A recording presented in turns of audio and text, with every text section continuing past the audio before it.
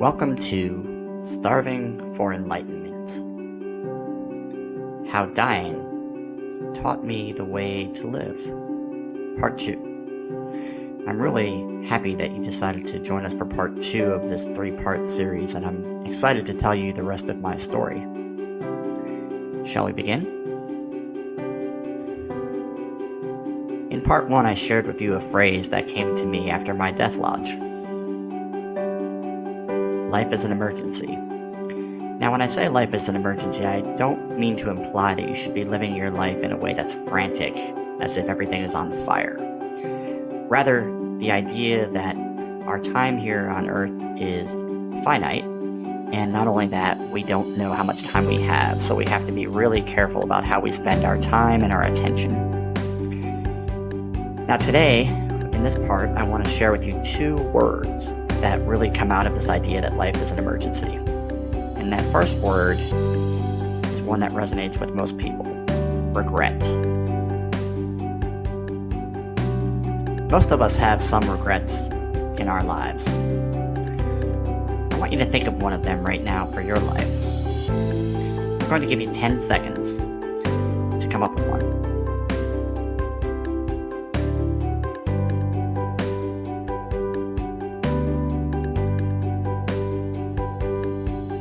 Come up with one?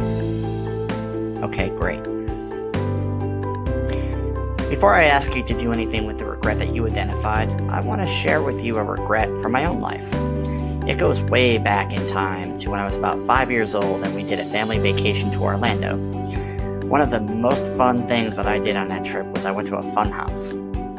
And in that fun house, as you're walking through, there came a point where you had to choose between 2 doors side by side.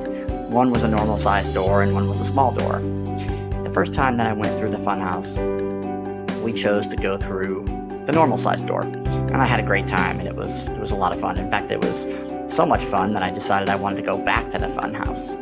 And I remember coming to those 2 doors again, and my brother-in-law really wanted to go through the small door because we'd gone through the large door the first time. But for whatever reason, I wouldn't do it, and I wanted to go through the big door.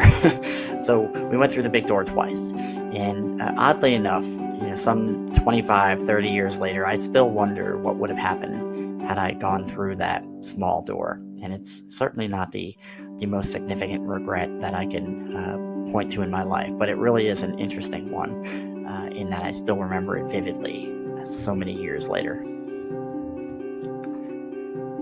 Now I want you to think of the regret that you identified earlier. Was it something that you did, or was it something that you did not do? I would say about 90% of the time that I ask this question, people identify a regret as something they did not do, more so than something that they did. Why is that? I think there's a couple of reasons. The first reason is that human beings, when you make a decision, the consequences just become life. They become the new reality.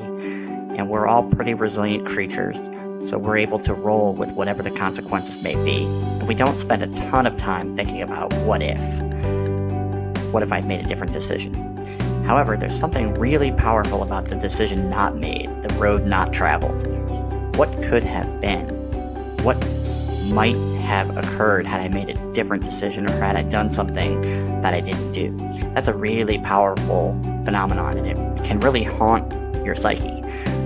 And I think that fear of the unknown is also something that prevents us from making a lot of decisions in our lives that really could result in some really positive changes for ourselves. So this fear of regret and this actual power of regret after it's already happened can be really powerful and really debilitating for many people.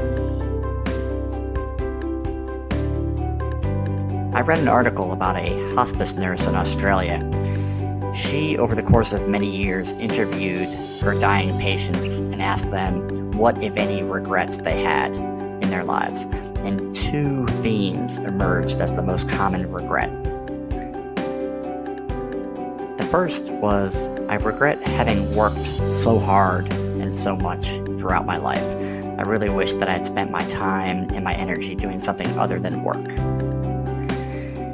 And the second regret was, I regret not having the courage to be more authentic, to really allow my truth to be heard.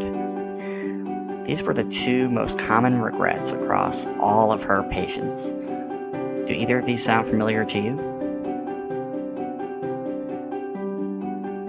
Is there anything that we can do to prevent these regrets from creeping into our own lives and becoming our own reality?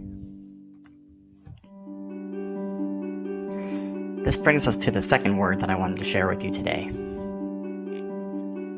Intentionality. I would like to offer that intentionality is really the antidote to regrets. Now, what does that mean? Well, in order to find out, you're going to have to join us for part 3 of this series. And I do hope that you will join us for part 3, the final part of the 3-part series, starting for Enlightenment. As always, you can find out more about what we're up to at our websites, www.samaritas.com or lifedesigncenter.com. Check us out, drop us a line. In the meantime, we wish you a prosperous journey.